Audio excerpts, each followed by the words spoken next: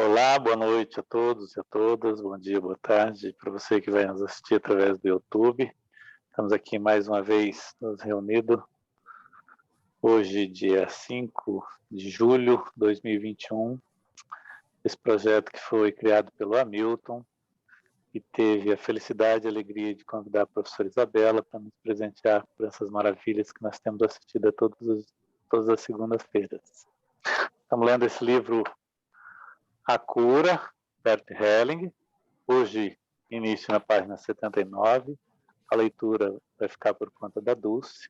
Professora Isabela, boa noite, muito obrigado papai e mamãe da professora Isabela por esse presente que nos tem dado toda segunda-feira. A palavra toda sua. Muito obrigada, Geraldo, Hamilton, Albert Hellinger por essa oportunidade, a Sophie Hellinger por essa oportunidade, e a cada um de vocês que acompanha essa leitura comentada, especialmente a vocês que seguem com essa força para poder estudar presencialmente a segunda-feira, às 19 horas. Então, prosseguimos com o nosso livro, A Cura. Estamos na página 79, né? O corpo, né? Nosso corpo, não é isso? Sim. E vamos também já anunciar, né, Geraldo, como você pediu para as pessoas, que depois da leitura desse livro, nós seguiremos com a leitura comentada da trilogia do sucesso de Bert Hellinger, que são, na sequência em que foram editados os livros Êxito na Vida, Êxito na Profissão, Histórias de Sucesso e Leis Sistêmicas do Assessoramento Empresarial. Ok. Podemos seguir? Sim, acho que sim. Ok. Obrigada, Dulce. Nada. No nosso corpo, seguindo para novas margens. O espírito sempre segue para novas margens. A pergunta é se somos capazes e estamos preparados para seguir em frente. A nova margem de nosso corpo. Como está o nosso corpo em relação a nós? Ele se sente bem conosco? Será que o dominamos? Será que o usamos? Será que abusamos dele? Então, o espírito está distante do nosso corpo e o nosso corpo está distante do espírito. Para várias pessoas, esta seria também uma concepção cristã. Durante uma estadia em Madrid, há pouco tempo, fui até o famoso Museu do Prado. Fiquei a observar as imagens, várias imagens famosas de santos. Os santos pareciam todos magros, fracos. Será que Deus gostava deles? Será que estavam em sintonia com o movimento do Espírito? Onde está o Espírito aqui? Onde está Deus? Aos domingos, várias pessoas vão à missa, desejam servir a Deus, lembram-se dele, oram para ele. Em que direção olham ao fazer isto? Olham para si? Olham para longe de si, para uma distância longínqua? Todavia, onde está Deus? Mais perto de nós do que em nosso próprio corpo? O que seria aqui o grande serviço a Deus? O que seria a grande veneração e oração? Ver Deus em nosso corpo. Onde mais ele se mostra de forma tão maravilhosa quanto em nosso corpo? Este é o primeiro caminho que seguimos em direção à nova margem. É o caminho em direção a mais saúde. Corpo e espírito. A cada momento ocorrem em nosso corpo movimentos espirituais. Quantos movimentos ocorrem conjuntamente em nós para que o nosso corpo permaneça vivo? A cada momento são movimentos novos, movimentos criativos. Quando, por exemplo, cortamos-nos num dedo, é iniciado imediatamente em nosso corpo um processo de cura com incontáveis movimentos. De onde vêm esses movimentos? Vêm de uma força espiritual. Esta força se dedica a cada um de nós de uma maneira especial. Onde podemos imaginar um amor maior que na ação desse espírito em nosso corpo? Existe uma relação mais profunda que a deste espírito em nós? Comparemos esta relação com as relações de casal. Com que intensidade elas agem em nosso corpo para preservar a nossa vida em comparação a essa força espiritual sempre presente e abrangente em nós? Como olhamos para essa força? Com que frequência pensamos nela? Estamos em sintonia com ela? Somos carregados e conduzidos por ela? Permitimos-nos perceber o quanto somos levados por ela? Existe maior devoção que a devoção à ação desse espírito diretamente em nosso corpo, agora, o tempo todo, sem interrupção? Meditação, mais ou menos. Farei agora uma meditação com vocês. Vamos ao nosso centro, no centro de nosso corpo. Olhamos para os movimentos internos em nós. Todos eles são movimentos da vida. Será que esses movimentos em nós vão em busca de mais? Em busca de mais vida? Em busca de mais amor?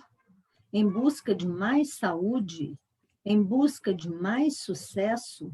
Em busca de mais alegria, em busca de mais felicidade, em busca de mais daquilo que seria ir junto com o movimento do espírito, ir junto com o movimento criativo do espírito? Ou será que, ao contrário desses movimentos em busca de mais, estamos, ao nos sentirmos por dentro, satisfeitos com menos?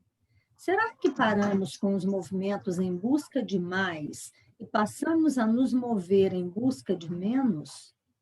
Em busca de menos vida, em busca de menos amor, em busca de menos saúde, em busca de menos sucesso, em busca de menos alegria, em busca de menos força, em busca de menos felicidade?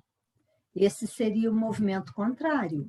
Ao invés de movimentar-se em busca de mais vida, movimenta-se na direção da doença e da morte prematura. Agora, nos entregamos a um outro movimento. Deixamos-nos envolver por um movimento do espírito. Entregamos-nos a esse movimento em busca de algo novo e grande, em busca da saúde plena. Ao conseguirmos alcançar tal movimento, estamos a meio caminho da nova margem de nossa saúde. Meu corpo. Muitas vezes tratamos o nosso corpo como se fosse subordinado ao nosso espírito. Tratamos o corpo de forma pretensiosa, embora sem ele não haja o espírito ou outra coisa que possa viver por si só. No antagonismo entre espírito e corpo, da forma postulada por muitos, incluindo religiosos e espiritualistas, reflete-se um outro antagonismo, principalmente no caso dos homens. Trata-se do antagonismo entre homens e mulheres. Quantos atos de desdém, opressão, mutilação e degradação já foram praticados por muitos homens contra as mulheres? Tratando suas mulheres como um objeto pessoal à sua disposição, que pode ser trocado ou jogado fora sem compaixão, respeito e sem coração.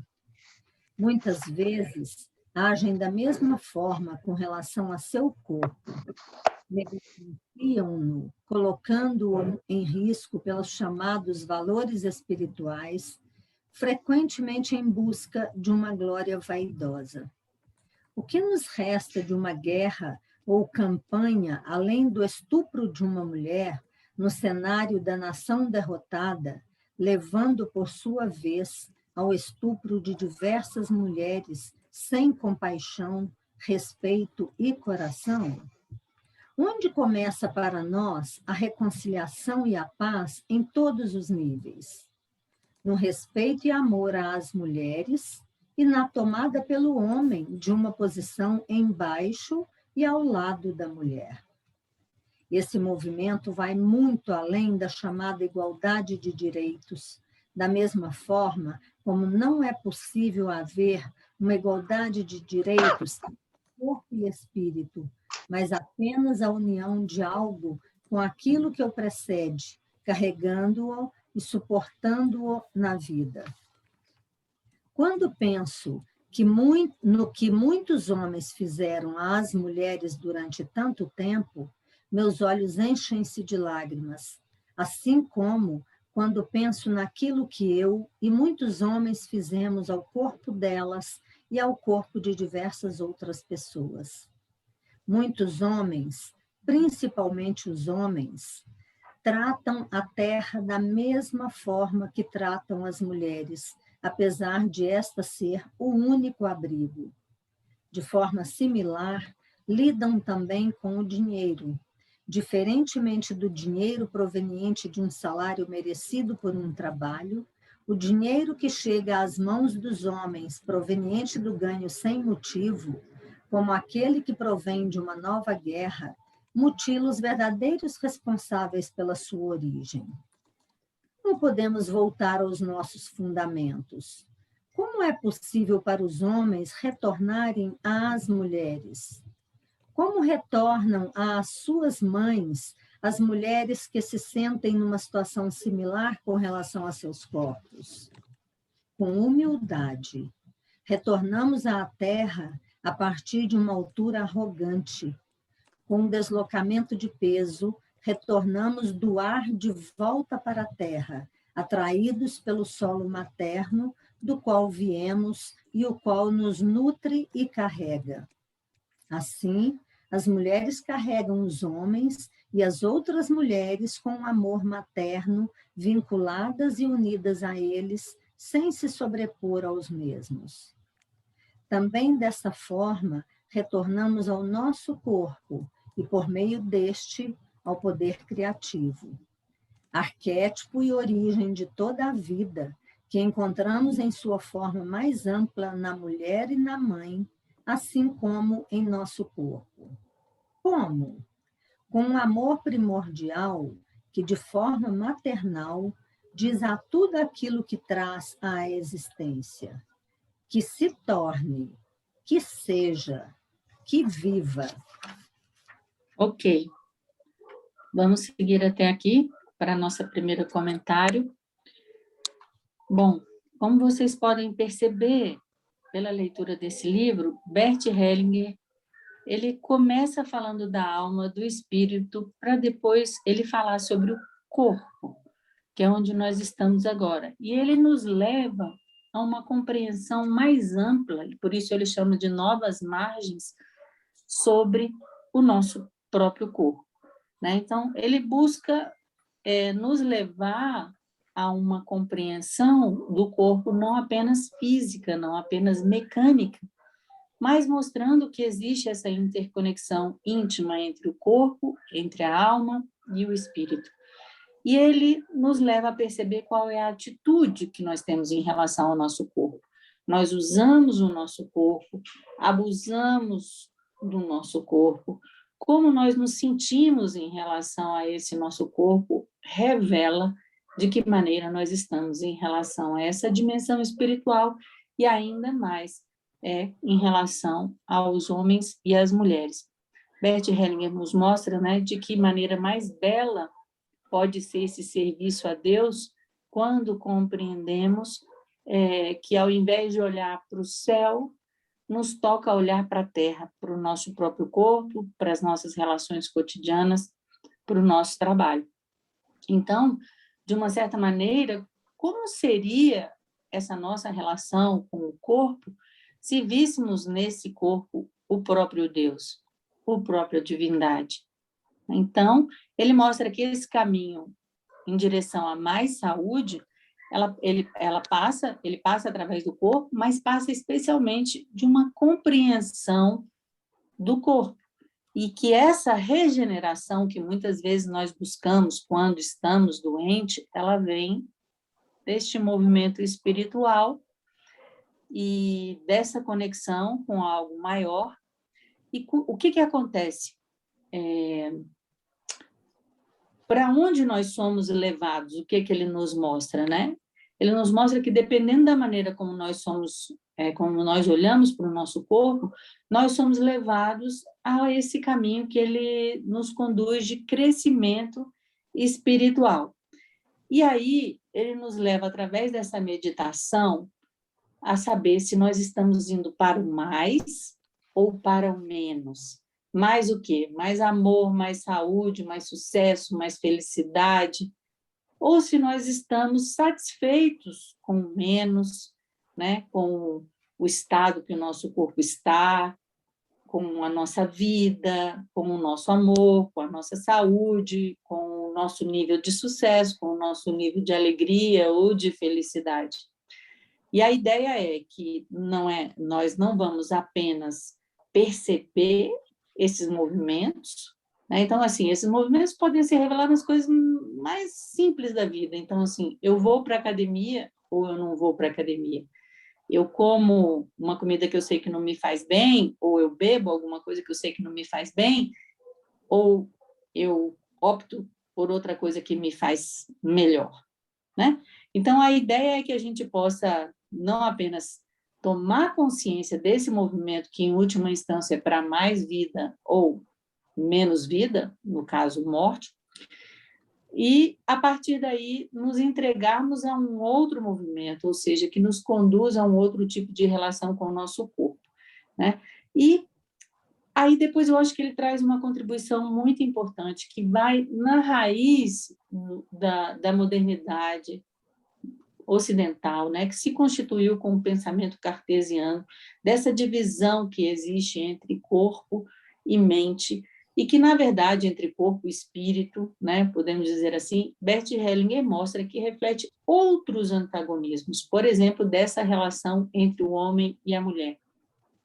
E de que maneira os homens, e nós mulheres também, agimos em relação ao nosso corpo, como os homens agem em relação às mulheres, ou em relação à terra, ou em relação ao próprio dinheiro, de maneira exploratória, de maneira controladora, de maneira desrespeitosa, né?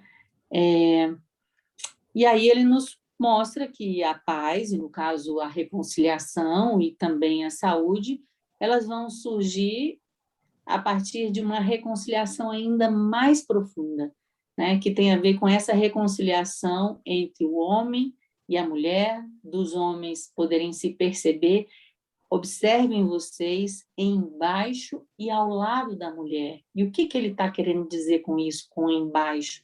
Com embaixo é eu saber me colocar no lugar de filho em relação à mulher e de pequeno em relação a esse feminino que gera a vida, né? E ao lado da mulher, nessa diferença que existe entre o homem e a mulher, que ao mesmo tempo tem equivalência, mas não necessariamente equanimidade, ou seja, eles não são iguais, eles são equivalentes, mas não são iguais, né?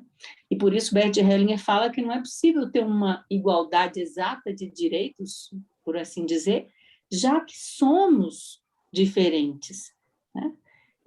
E ele mostra que esse retorno, né, a uma relação saudável com o próprio corpo implica essa relação saudável com as mulheres e também das próprias mulheres com as suas mães e com as outras mulheres, e que esse caminho começa com essa humildade, sem que uma pessoa queira se sobrepor à outra. No caso, as mulheres também possam aprender a estar vinculadas, a estarem unidas, e da mesma maneira entre as mulheres e os homens.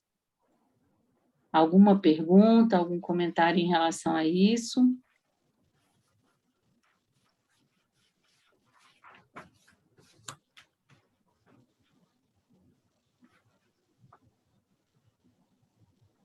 Então, prosseguimos com a leitura, por favor, Dulce. Ok. À esquerda e à direita, a outra dimensão. Considerações preliminares. Possuímos em nosso cérebro 2 hemisférios que se opõem entre si. Eles também se completam. Eles se opõem porque são separados. Possuem funções diferentes. Temos dificuldade se nos movimentamos mais em um dos hemisférios cerebrais que no outro. A solução seria unir ambos de forma que pudéssemos nos movimentar com ambos ao mesmo tempo, sem diferenciá-los. Isto é um aspecto superficial, conhecido por todos. Podemos acrescentar algo a isso. Está escrito na Bíblia: Deus criou o homem à sua imagem. Em seguida, vem um trecho inquietador, algo como: Ele o criou como homem e mulher. Assim, para Deus, se é que posso dizer algo assim, os hemisférios do cérebro não eram separados. Para nós, eles são separados. Percebemos, ao contrário de Deus, o homem e a mulher como separados. Porém, o homem sozinho não é a imagem de Deus e a mulher sozinha não é a imagem de Deus. Apenas juntos correspondem à imagem de Deus. O homem sozinho é incompleto. Apenas com a mulher ele se torna pleno. Todavia, ele faz distinções entre si e a mulher. O mesmo vale para a mulher. O ser só se torna ser quando consegue unir o masculino e o feminino em si, em todos os aspectos. Existem várias distinções que, embora não percebamos, são uma derivação da distinção entre o homem e a mulher. Por exemplo, a distinção entre corpo e espírito. Ao invés de mulher, dizemos corpo. Ao invés de homem, dizemos espírito. Nesse sentido, o caminho espiritual com a sua rejeição ao corpo é, sob vários aspectos, a negação da mulher. Por esse motivo, existem vários caminhos espirituais que são nocivos ao corpo. Eles anulam a unidade entre homem e mulher, dando prioridade a um em relação ao outro. O mesmo ocorre com os hemisférios esquerdo e direito do cérebro. Um é masculino e o outro feminino. O mesmo vale para as regiões de cima e de baixo. A pergunta é: o que os une? Interiorização. Fechem os olhos e sintam dentro de si. Que lado em vocês é mais forte? O esquerdo ou o direito? O que é mais forte em vocês? A região de cima ou a região de baixo? O que é mais forte? A relação com a mãe ou a relação com o pai? Se possuírem filhos de ambos os sexos, com qual deles a relação é mais forte? Com o filho ou com a filha? Meditação. Essa foi a preparação. Conseguiram perceber a separação em vocês? Agora, através de uma meditação, gostaria de percorrer um caminho com vocês por meio do qual unimos as duas coisas. Elas são sempre masculinas ou femininas.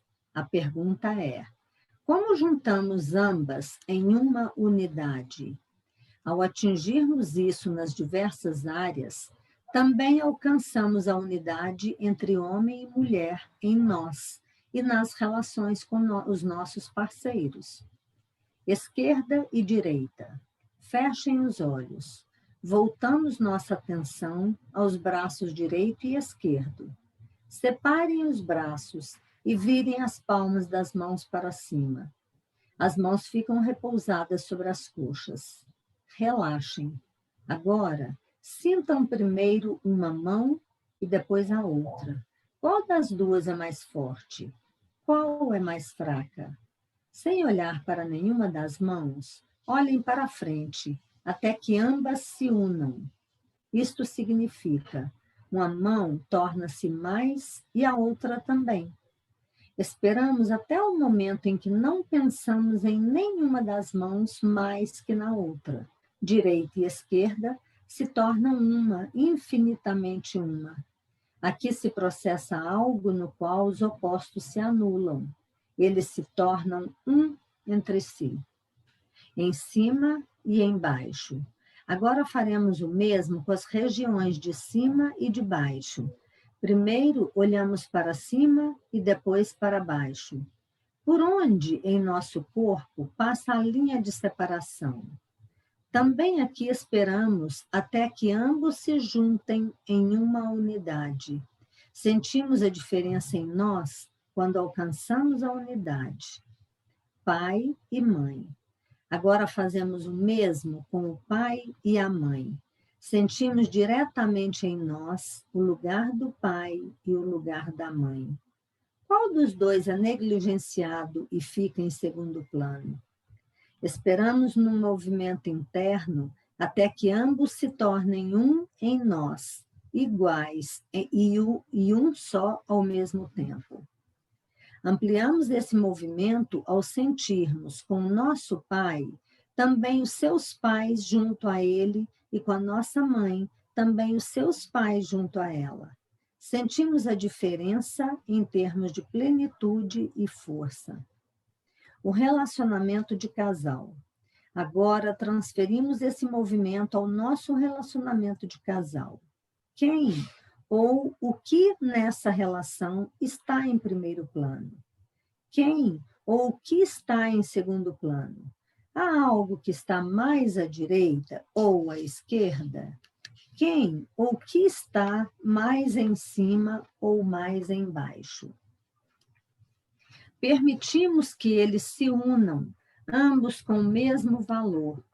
Sentimos o efeito da união entre ambos com um amor abrangente. Deus e o mundo. Agora nos deslocamos em direção a uma outra posição que podemos comparar com a que existe entre direita e esquerda e entre em cima e embaixo. A oposição entre Deus e o mundo. Deixamos que converjam em nós, tornando-se uma unidade, sem diferenciá-los. Nós, ao mesmo tempo com ambos, um só em todos os aspectos. Considerações posteriores. Essas reflexões podem ser transferidas para outras oposições. Irei mencioná-las aqui de forma breve. Saúde e doença. Quando desejamos nos livrar de uma doença, comportamos-nos de forma masculina. Quando concordamos com ela, comportamos-nos de forma feminina. Se ambos puderem convergir, a saúde e a doença atuam juntas, tornando-se uma só. Vida e morte. Aqui, a vida é masculina e a morte feminina. O que acontece conosco quando ambos podem convergir em uma unidade nos sentimentos? Nossa vida se torna tranquila e plena. Vivemos com a morte diante de nós. Dessa forma, nossa morte é, a seu tempo, plena. Antes e depois. Com relação ao tempo, o passado é sentido como feminino. Nesse sentido, ele está concluído. O futuro é masculino. Quando nos orientamos pelo depois, agimos de forma masculina. Quando o antes nos atrai para si, esperamos sem agir. Ambos são necessários e, sozinhos, são infrutíferos. Como eles se tornam um só? No momento, agora. A ajuda. Imaginem que adentremos esse movimento que une tudo aquilo que é separado e que alguém venha nos pedir ajuda. O que podemos fazer por essa pessoa? O amor ao próximo começa por aquilo que está mais próximo de nós, nosso corpo e a nossa saúde. Continuo? Meditação. A entrega. Farei com vocês uma meditação que dá continuidade àquilo que vivenciamos anteriormente. Vamos ao interior de nosso corpo. Em nosso corpo e naquilo que ocorre dentro dele o tempo todo, Deparamos-nos com um poder criativo do qual provém tudo aquilo que existe. Dele provém nossa vida como ela é. Ele nos mantém vivo, com uma dedicação e um amor que tudo abrangem. É dele que vem a ajuda quando algo em nós está passando necessidades. Quando uma ferida se cura, esse movimento está agindo em nós. Olhamos para essa força com devoção. Colocamos-nos em suas mãos com entrega, com confiança máxima. Colocamos em suas mãos a nossa doença e tudo aquilo que dói. Essa força nos conduz, através de nossa doença e de nossa dor, a uma vida mais plena, à vida completa. Ela nos conecta a todos que nos pertencem, de forma que tanto nós quanto eles nos tornemos saudáveis. Agora olhamos para alguém que está perto de nós, alguém que está doente e com quem nos preocupamos. Também nele vemos esse poder atuando e direcionamos a essa força as nossas preocupações com relação ao outro. Ela se preocupa, somente ela. Ajudamos o outro, primeiramente, ao colocar nas mãos desta força nossas preocupações em relação a ele. Colocamo-nas em suas mãos com entrega. A sintonia. No âmbito dessa meditação, perguntamo-nos: somos capazes de ajudar alguém? Estamos autorizados a ajudar alguém? Isso nos é permitido quando estamos em sintonia com esse movimento criativo. Quando estamos internamente em sintonia com esses movimentos, muitas vezes eles atuam através de nós, sem que façamos nada. Eles irradiam através de nós. Meditação, o movimento curativo. A doença é o sinal de que existe algo que aguarda para ser colocado em ordem. É sempre o amor que coloca algo em ordem. Principalmente o amor a um excluído que não tem lugar. Esse amor quer sempre mais. Também a doença quer sempre mais. O movimento em direção a mais é um movimento em direção à saúde. Agora sentimos o nosso corpo e olhamos para uma doença ou uma dor. Vamos com a nossa doença e a nossa dor em direção a um movimento em busca de mais, não importa qual for a direção. Digo ainda algo mais sobre a saúde. A saúde é um movimento do espírito e um movimento do amor.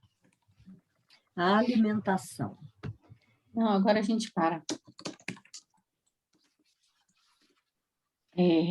Antes da gente entrar na alimentação, vamos ver o que ele falou até agora, que são coisas, digamos assim, mais filosóficas, não é? Bert Hellinger nos leva aqui, então, a encontrar a polaridade e poder também ir além dela, integrá-la. Eu acho que essa parte ela é belíssima.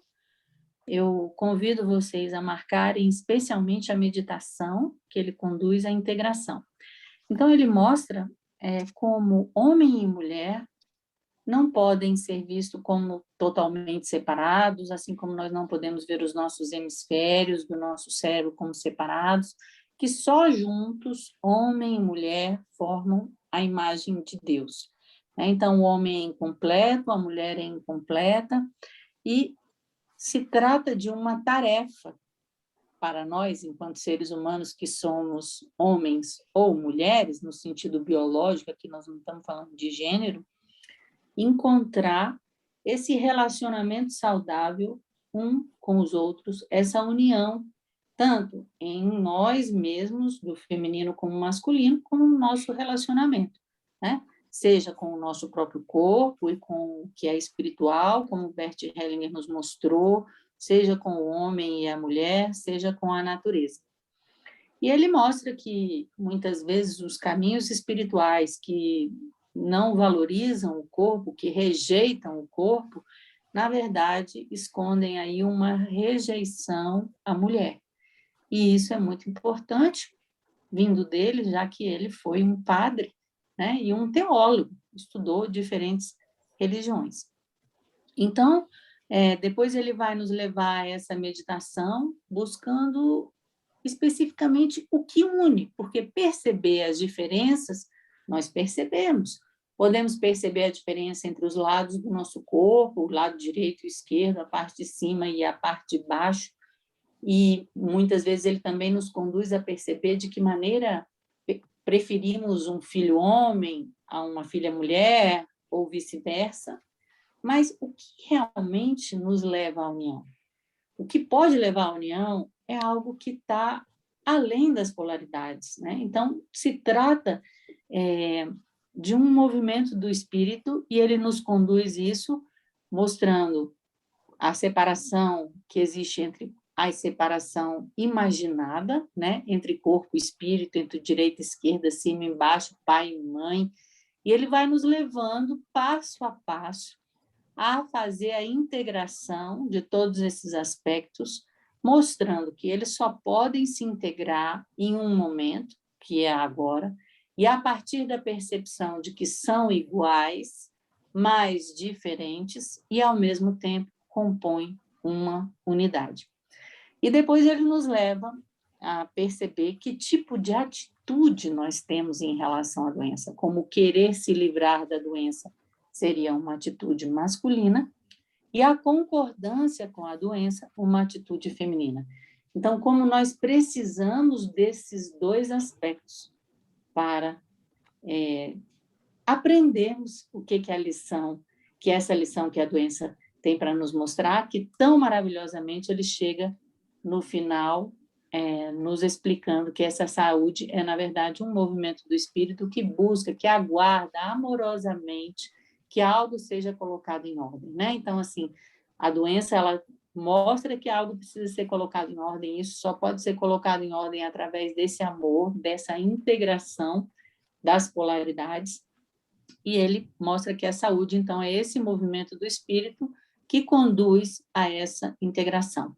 Mostra como o passado é feminino, como é algo que já está concluído, o futuro é algo masculino, algo que está em aberto, o antes, né? Se uma pessoa está muito voltada para o passado, ela não vai conseguir agir, né? Ou então, se ela volta-se apenas pelo futuro, ela perde a sua força para poder realizar o que ela precisa dentro desse futuro, né? E depois ele traz o nosso olhar para a ajuda. Como que nós podemos, então, ajudar alguma pessoa, alguém? Então, ele mostra que esse amor ao próximo começa com esse amor que precisamos desenvolver pelo nosso próprio corpo. Então, quem deseja ajudar ao próximo precisa, em primeiro lugar, ajudar-se a si mesmo, e o que tem de mais próximo é o seu próprio corpo. Então, a ideia que Bert Hellinger nos traz, né, e que nos conduz por meio da sua meditação, é olhar para além dessas polaridades com devoção para algo que é maior e para esse que está mais próximo de nós, que é o nosso próprio corpo. E só podemos ajudar uma pessoa quando nós olhamos para essa pessoa e fazemos a mesma coisa que fizemos em relação a nós mesmos, ou seja, nós integramos essa polaridade, nós colocamos isso que parece separado nas mãos de algo maior. Então, eu só posso ajudar uma outra pessoa quando eu entrego as suas dores, as suas dificuldades a algo maior.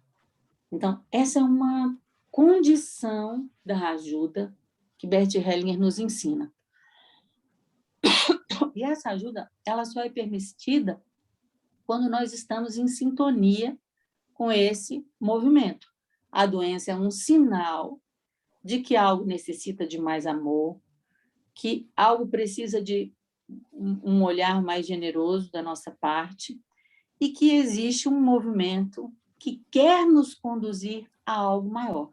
Então, ao invés de olhar essa doença como algo que nos tira força, nos tira saúde, nos tira vida, o que é que dentro da doença se esconde de aprendizado e que pode nos conduzir a nós mesmos e as pessoas que estão conosco a uma vida maior? Então, é dessa saúde e é desse movimento que o Bert Hellinger fala nesse livro, quando ele está falando da cura.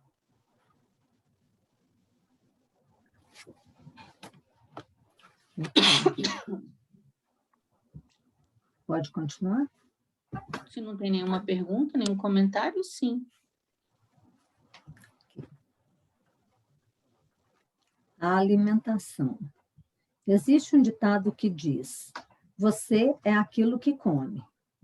Com aquilo que comemos, entramos numa sintonia íntima com a vida que torna possível a nossa vida. Ao mesmo tempo, entramos em sintonia com aquilo que reduz a nossa vida. Por exemplo, quando outras forças perturbam essa sintonia íntima ou a distorcem em seu oposto, pelo fato de outros interesses possuírem precedência sobre a nossa saúde. Muitas vezes isso ocorre por ignorância, até mesmo por parte daqueles que nos aconselham sobre a nossa alimentação, e ao fazê-lo, voltam-se para estudos que levam em consideração apenas um fator, negligenciando os demais. Felizmente, foi publicado recentemente o mais abrangente estudo sobre esse tema. Ele é resumido e explicado de forma clara no livro The Shining Study, o mais abrangente estudo sobre alimentação e doença de T. Colin Campbell e Thomas M. Campbell. Sigo esse livro nas descrições feitas por mim aqui e nos próximos capítulos, sem quaisquer adições de minha parte. Porém, ainda gostaria de dizer que eu próprio sigo tais recomendações e sinto em mim sua ação curativa. Primeiramente, com a visão geral. Existem diversas doenças associadas diretamente aos desvios em relação a essa forma de alimentação. Embora pretenda abordá-las individualmente mais adiante, mencionarei aqui algumas delas. Quais são os desvios em relação a uma alimentação em sintonia com a vida, da qual depende a nossa saúde? Por favor, não se assuste. Este estudo, realizado de forma abrangente com vários milhões de pessoas, em cooperação íntima com diversas universidades nos países líderes, industrializados e, ao mesmo tempo, substanciada por inúmeros estudos com animais a respeito de sua alimentação, leva ao resultado a seguir. A forma de alimentação mais saudável, capaz de prevenir várias doenças e inibir seu desenvolvimento ou curá-las, ao ser adotada, é a alimentação totalmente vegetariana, sem a ingestão de qualquer alimento derivado de animais, ou seja, sem ingestão de carne, peixes, laticínios e ovos. Você está chocado? Agora está achando que sou um daqueles fanáticos que pensam ser melhores que os outros e preferem a abdicação a uma vida vivida de forma plena? Antes de decidir interromper a leitura, espere pelas provas detalhadas. Então você saberá ao que se expõe realmente com a sua alimentação, de uma forma ou de outra. A alimentação e o câncer. Primeiro direi algo sobre um experimento realizado com ratos. O tempo de vida de um rato é geralmente de 2 anos. 2 grupos de ratos receberam a mesma dose de aflatoxina, uma toxina de fungo que causa câncer de fígado. O primeiro grupo foi sujeito a uma dieta rica em proteínas, principalmente derivadas de leite de vaca, com uma parcela de 20%. A parcela ingerida normalmente por uma pessoa é de 10% a 20%. Todos os ratos do grupo alimentado com a parcela de proteína de 20% morreram de câncer de fígado dentro de 100 semanas. O outro grupo recebeu a mesma quantidade de aflatoxina, sendo sujeito a uma dieta com uma parcela de proteína de apenas 5%, composta apenas por proteína vegetal. Apesar de terem sido expostos à mesma dose de aflatoxina, todos os animais permaneceram vivos, ativos e vigorosos após as 100 semanas, apresentando um pelo brilhante e sedoso. Diversos pesquisadores acreditaram por muito tempo que animais sujeitos a uma dieta tão pobre em proteínas não poderiam permanecer saudáveis. Todavia, os animais que receberam a ração com baixo nível de proteína revelaram-se mais saudáveis em todos os aspectos. Viveram mais, apresentaram maior nível de atividade física, permaneceram mais magros e tiveram um pelo mais saudável. Enquanto isso, os outros ratos que receberam a ração rica em proteína morreram dentro de 100 semanas. Além disso, os ratos que ingeriram menos proteína não só consumiram, como também queimaram mais calorias. Os animais que receberam a ração com baixo nível de proteína absorviam mais oxigênio necessário para a queima das calorias, apresentando maior nível de tecido adiposo marrom, que possui eficiência especial na queima de calorias. Isso ocorre por meio de um processo de termogênese, ou seja, consumo das calorias como calor corporal. Esse fenômeno já foi demonstrado há anos. Uma alimentação com baixo nível de proteínas eleva a queima de calorias, fazendo com que restem menos calorias para serem acumuladas como massa corporal e talvez para serem utilizadas no crescimento de células de tumor. Para medir o nível de atividade física de cada grupo de ratos, comparamos a quantidade de tempo gasta voluntariamente por eles correndo na roda. Um monitor registrou o número de voltas da roda. Os animais alimentados com baixo nível de proteína realizaram uma quantidade 2 vezes maior de movimentos em um período de 2 semanas. A observação parece confirmar a forma como uma pessoa se sente após uma refeição rica em proteínas, preguiçoso e sonolento. A dimensão. Os pesquisadores descobriram que os efeitos da alimentação sobre o câncer se aplicam praticamente a todos os tipos da doença, independentemente dos diversos fatores que a tenham causado ou das diferentes partes do corpo onde ela se encontre. Qual é, então, a melhor maneira de prevenir o câncer? Uma alimentação conforme o sugerido aqui. Qual é o tratamento mais promissor contra o câncer? Também essa alimentação. Ela interrompe o crescimento do câncer e até faz com que ele retroceda. Porém, não confie demais naquilo que digo. Procure pelos detalhes no livro em questão. Para mim, são literalmente espantosos. Doenças coronárias. As doenças coronárias são aquelas associadas ao estreitamento das artérias, reduzindo ou impedindo o fluxo de sangue para o coração e levando a angina pectoris, operações de ponte, infarto cardíaco, derrames e angioplastia. Um grupo de 18 pacientes sofrendo de tais doenças cardíacas graves foi sujeito por um período de 11 anos a uma dieta semelhante à apresentada aqui. Qual foi o resultado? Além de ter sido estagnada nesses pacientes, a doença até retrocedeu. Em 70% dos pacientes, houve uma abertura das artérias entupidas. Todavia, a mudança do tipo de alimentação também foi combinada a um maior nível de atividades físicas. A alimentação e a diabetes.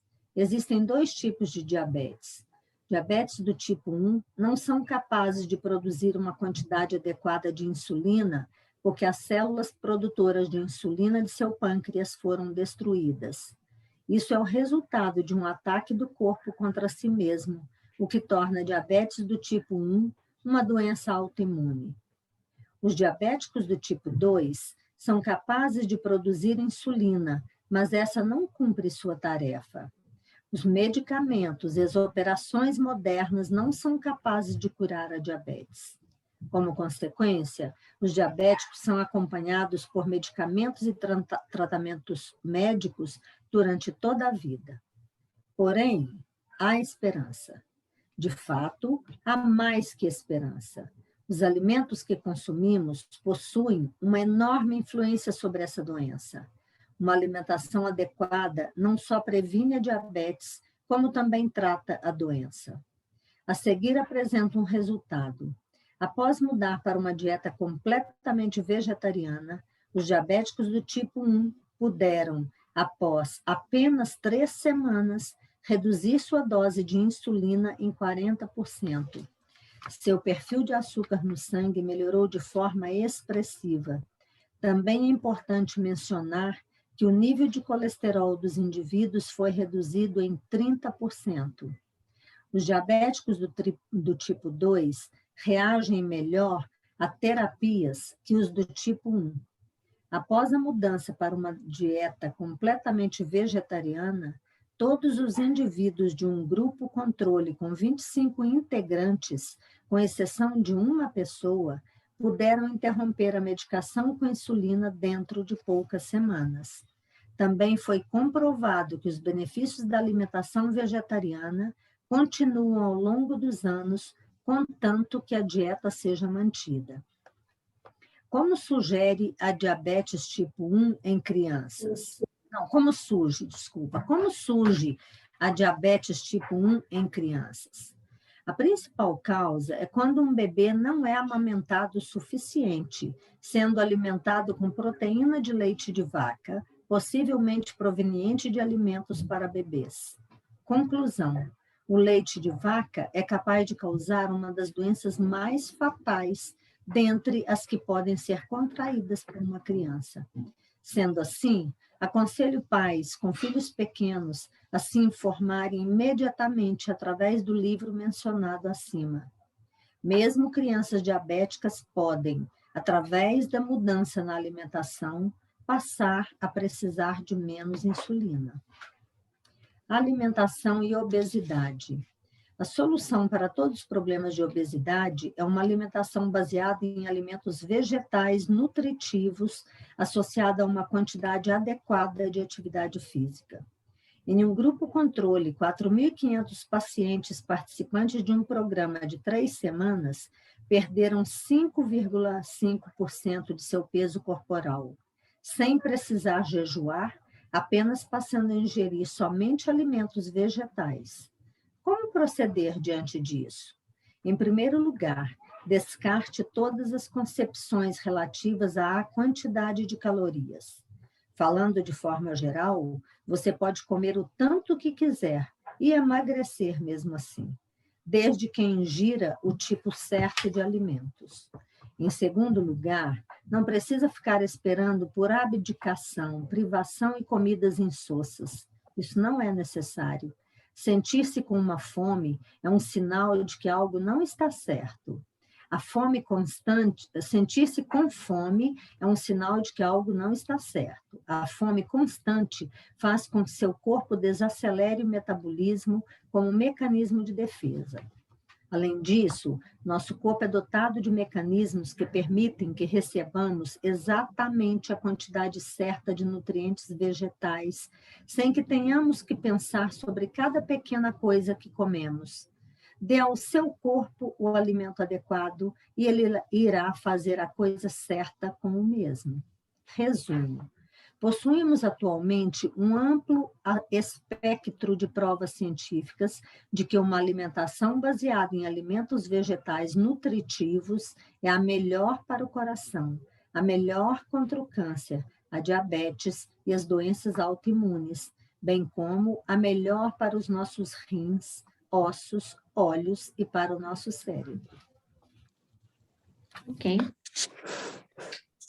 Então, observem para vocês que esse é talvez o único livro em que Bert Hellinger fala sobre a alimentação. Não sei se vocês sabem, mas a Sophie, além de ser uma profunda conhecedora da medicina energética, é também uma profunda conhecedora da alimentação. Então, com certeza, esse conhecimento veio dela também. Ela é uma chefe culinária, da culinária ayurvédica, conhece muito de cozinha e cozinha muito bem. E aqui nesse livro, ele nos traz compreensões que estão nesse estudo, The China Study, né? E ele ele ousa falar sobre a alimentação, muito em função também das experiências que ele teve, já mais no final da sua vida, de se tornar vegetariano ou de reduzir drasticamente o consumo de carne. Então, ele fala tanto a partir desse estudo, como também da sua própria experiência. Aí, ele vai mostrar diante de várias doenças, né, do câncer, das doenças coronárias, do diabetes e da própria obesidade, da importância dessa alimentação e também da importância, obviamente, de se reunir a alimentação ao exercício. Eu acho que o mais importante aqui, talvez que nós não saibamos, é sobre a diabetes tipo 1 em criança, como ela se relaciona ao leite da mãe, quer dizer, de não ter podido tomar o leite da mãe e ao leite da vaca. E a outra questão é quando ele vai falar sobre a obesidade, né? E que ele mostra que não é necessário nem passar fome, nem abdicar do prazer, mas sim oferecer ao corpo o que ele precisa, que o corpo vai ter uma inteligência própria para lidar com isso. Então, essa parte do livro, basicamente, ele está trazendo algo que ele não trouxe em nenhum outro livro, que foi a sua compreensão e a sua experiência sobre o que a alimentação e os exercícios podem levar em relação às doenças. Eu não tenho mais nada a comentar, se alguém quiser fazer alguma pergunta ou comentar algo mais.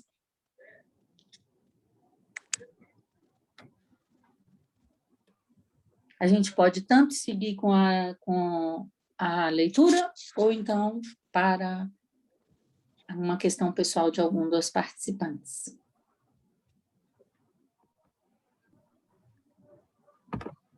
Alguém tem algo a perguntar ou gostaria de colocar alguma questão pessoal?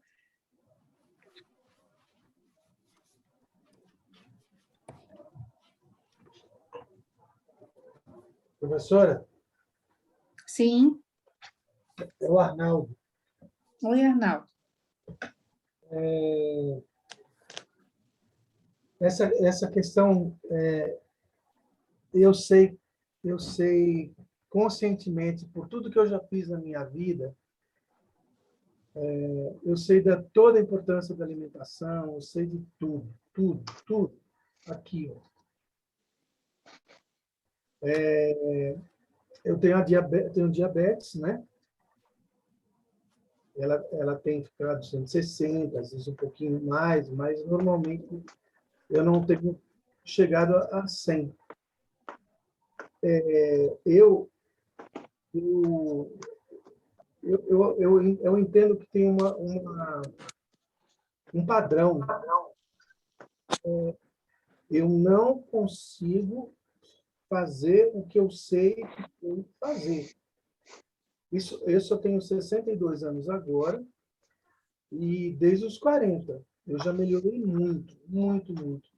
Mas é um padrão que eu gosto de verduras, eu gosto de legumes, eu tenho comido quase nada de carne, mas assim, um pouquinho de carboidrato, um pãozinho que a gente come, a gente tem uma história de diabetes, um pãozinho francês já muda tudo, sabe?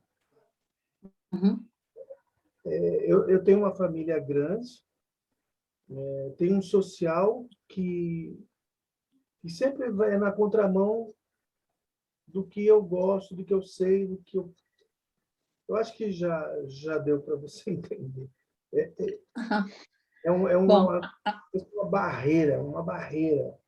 E eu sei de tudo. eu entendo.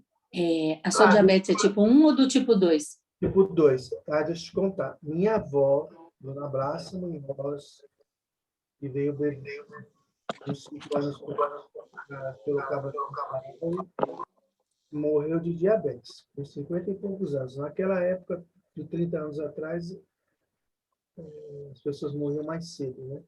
O meu pai, com 77, 76 anos, tinha pressão alta e diabetes também. Meu pai, a mãe dele, E nós somos em 8 irmãos vivos, né? Minha mãe teve 3, ela sobrinha, esses 3 antes de mim.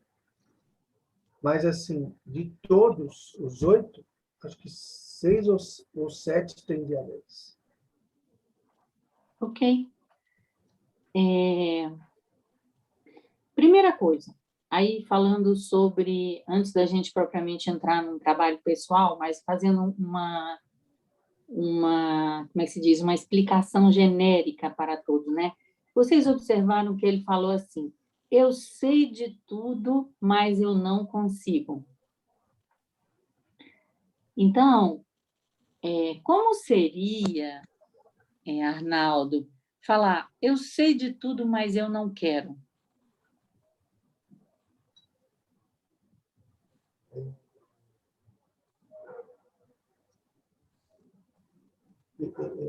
Eu posso até dizer isso, mas é bem forte e é um não quero que não tem muita força. Porque eu quero, mas é complicado. Entendi. Exato, exato. Quando uma pessoa diz eu não consigo, por trás existe um não quero. E esse não quero também tem o direito de existir. Tem uma parte sua que quer e outra que não quer. E essa parte tem o direito de existir. Ela ganha algo com isso. E de imediato, Arnaldo, o que você ganha tendo diabetes? É tudo de ruim. Não, você ganha algo que é muito importante. Tem diabetes? Ah, é. Algo que é bom, muito bom, mas que vem através da diabetes. Eu conheci um japonês, resumindo a história, ele falou assim, a diabetes foi a melhor coisa que aconteceu na minha vida, porque eu aprendi a comer tudo que é de bom e de melhor que existe para a saúde. Para a saúde, que faz bem para o outro, independente se está doente ou não. Então, se eu fizesse direitinho, eu só ganharia com isso. Você ganhou um grande aprendizado, mas tem algo muito mais profundo que você ganha com a diabetes, que é pertencer à sua família. Ah, isso é verdade. Nossa, isso é só o começo da linha. Entende? Eu compro tudo, mas é só o começo da linha. Por amor, por ser mais velho, por ter Uhum.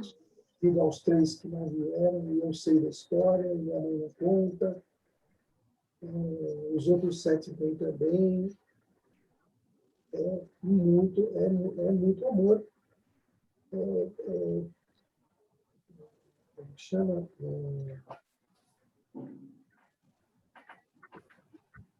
O amor não positivo, o amor não consciente.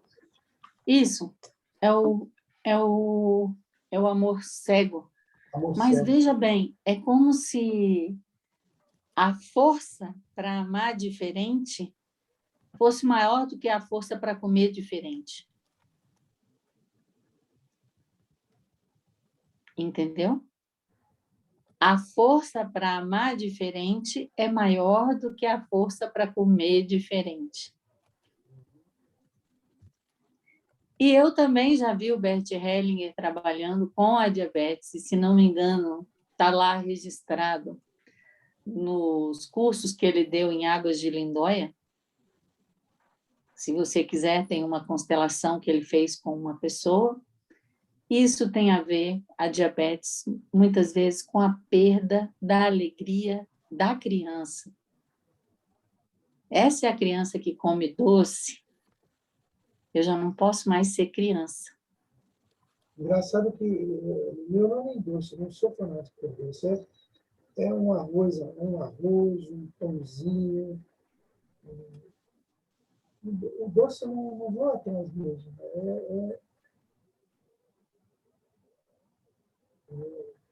Ele se transforma nisso, né? Ok, eu acho que para a gente... Aham. Mas só que para a gente poder passar para um outro tipo de trabalho agora, antes da gente poder falar só sobre a sua questão, se a gente puder fazer uma visualização ou então um trabalho com as pessoas que estão aqui no grupo, a gente precisa encerrar essa parte da gravação e começar uma próxima, não é, Geraldo? Isso, professora, podemos fechar, né? Encerramos essa parte e vamos abrir agora uma segunda parte, onde a gente vai realizar uma constelação online, um trabalho meditativo, e a gente abre a possibilidade para que outras pessoas queiram no próximo grupo participar também, mas a gente encerra a leitura aqui. Isso, então, muito boa noite a todos, muito obrigado pela presença de todos. Eu aguardo vocês na próxima segunda-feira. Muito obrigado, professor, obrigado, Dulce, pela leitura maravilhosa. E até a próxima segunda.